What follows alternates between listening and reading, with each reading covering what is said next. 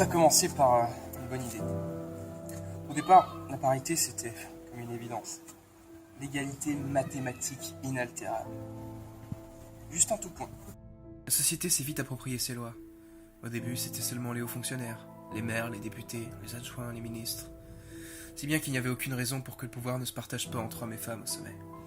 Voter pour 2 présidents, une révolution. Mais très vite, on s'est rendu compte que ça n'avait pas tout arrangé. Il fallait remonter à la source de tout pouvoir en démocratie. Le peuple. Alors on a commencé à créer des instances afin de gérer de nouveaux aménagements de loi. 2 ministres de la parité, avec un ascendant sur le social, Le travail. la culture.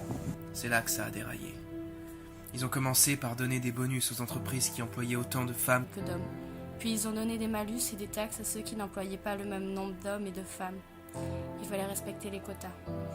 De nombreuses entreprises n'étaient pas en mesure de trouver suffisamment de femmes ou d'hommes compétents qui voulaient bien y travailler. Ils ont dû fermer.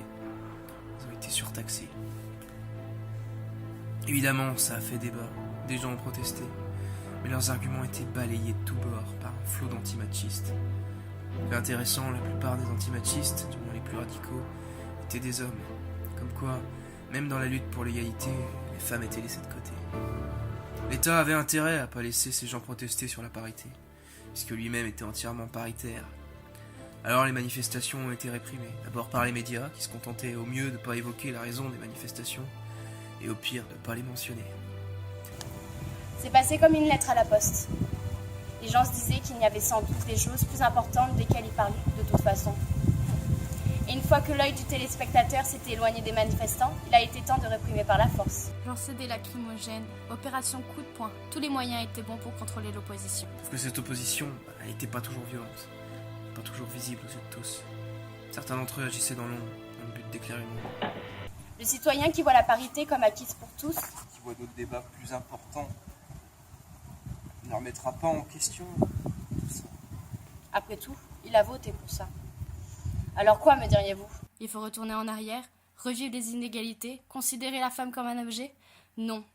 Mais obliger la parité totale, c'est traiter la femme comme un objet. Un objet qu'on garde avec soi pour se donner une bonne image. Et même si on pense qu'on fait tout ça pour le bien de cet objet, le simple titre d'objet est en trop.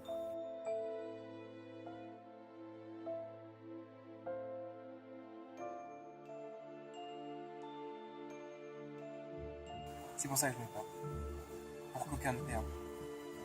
Ça fait longtemps qu'on a compris qu'on ne luttait pas Contre le feu par le feu, Et aux aux inégalités, nous lutterons par équité. par l'équité.